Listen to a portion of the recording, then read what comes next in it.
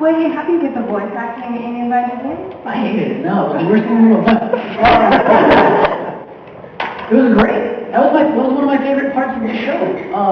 Oftentimes, the animation would come back. It's frustrating because I'm sitting there and I write a script, and I'm sitting there, writing in my office, and like, wow, this is the best thing in the world. That was amazing. What show am? And then you hand the script off, and then you give it to the board artists. The board artists, they add their own thing, and I still have control over that because they're just down the hall. And sometimes they'll, some of them, they got the acting, and some of them didn't, but overall it was still there. And there's no timing and stuff in that yet, because the timers have to take over. But each step of the way, things would, you lose a bit of something, or maybe someone would actually add something that you didn't intend that would make it better. But then it goes overseas, and then you're at the mercy of the overseas animators, and sometimes it would come back and you're like, oh my god, they did it. This is it. This is my show. Very rarely did I ever feel like the show felt like it was a show. And then oftentimes it would come back and it would just be a little weird, it just wouldn't work. And the joke that you wrote just isn't funny. It just wasn't a joke anymore because the timing was off or whatever. And so when we got to the voice sessions, we had all the animation and the show was locked, and there wasn't really anything you could do to it by that point. So, you know what? No, I'm getting it wrong. Actually, the board artists worked according to the voice session that we did initially. But then after that, when the show would come back and it was a little off, and we'd do ADR where we'd have the voice actors back into, fix dialogue and stuff. That's when it was really fun because we're like, holy crap, this doesn't work. We'll just throw a bunch of random dialogue in, like we have, do you remember, there's a scene in Walk of Doom, which is one of the most hideous, awful episodes to me. I can't stand it. It's ugly as hell. It's one of the worst episodes ever. You should never watch it. No, seriously. And it came back, and we had a scene where, I think there was a scene that introduces like a bank, and there's a guard that walks by, or a policeman, or someone walks by, and they had drawn him about 10 times as big as he should have been, so he walks by in the foreground, and it looks like a colossus, just a huge thing just walking by. And so how do we turn that into, that just looks like, people watch that and go, god damn, this shit sucks. Look at this bad animation. So, I think we had Ricky, who's the voice of Gur. We had him come in for ADR, and we had him voice over this huge, and we pitched it down, this.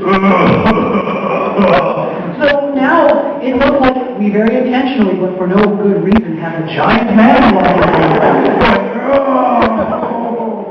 And to me, as much as I hate that episode, it's also one of the most hilarious to me because it's full of stuff like that. Just awful stuff that we knew what the problem was. But people watching the show would go, I don't get the giant man walking by. And that stuff where working with the actors and the voice acting was probably some of the most spontaneous. Because everything else is so regimented. It's so, restricted. So yeah, I was very happy with the actors that we had because they were all just idiots. They liked to play. We early on in the show, I basically sort of set it up so that none of the official people could come in. It's like, leave us alone. We're just fucking around. And that worked out great because they would come in, the voice actors would come in and just have a good time until I would yell at them. That was terrible. And I'm like laughing, and I was just getting to basically scream at people, and they would scream, and the whole show was screaming. But yeah, I was very happy. That was one of my favorite things about the show. It's just the voice actors. But their poor throats by the end of every session, they were just ripped. Their throats were just ripped to shreds from screaming. We have the read through, and then we have a session at the end where we just have random screaming because we drop it into the episode at various points, and they would just leave, touching their throats, and they wouldn't work again.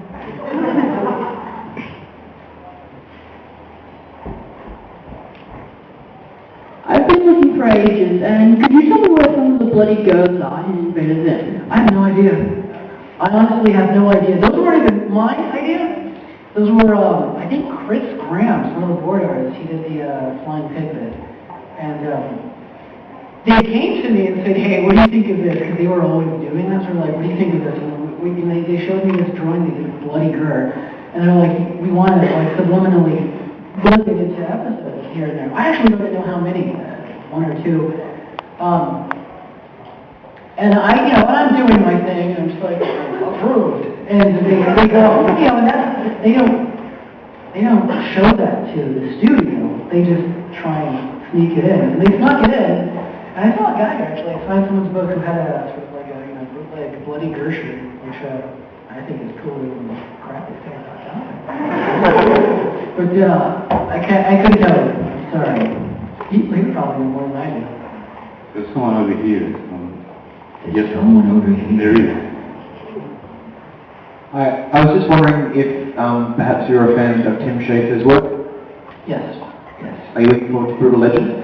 I am actually. That's a game company that always puts stuff. Like, even if I don't love the game, like Psychonaut, I couldn't get through it. I got to that opera stage. Did you get to the opera level where the game stopped being funny, and I was playing it because of the character and the environments. And then I got to that level, and the mechanics took over, and the mechanics weren't fun. So I gave up, but I always recommend that game because it's brilliant. But I hope Brutal Legend is actually cool. It's good, But yeah, I'm a huge fan of just the style and the character that they managed to. I mean, it's very rare to play a video game and get a sense of personality. I go back and I think of stuff like Earthworm Jim, where you remember, this feels like a person made this. And yeah, a whole team of people made it, but there's a personality that comes through. I can't think of too many games where personality is actually a big deal. It's all postural. It's like, Gears of War, where it's like, I'm huge, me too, let's shoot. And you're like, what the fuck is this? And yet they tout how great, like when you're talking about Gears of War 2, you would read all these articles where Epic is talking about how this time it's going to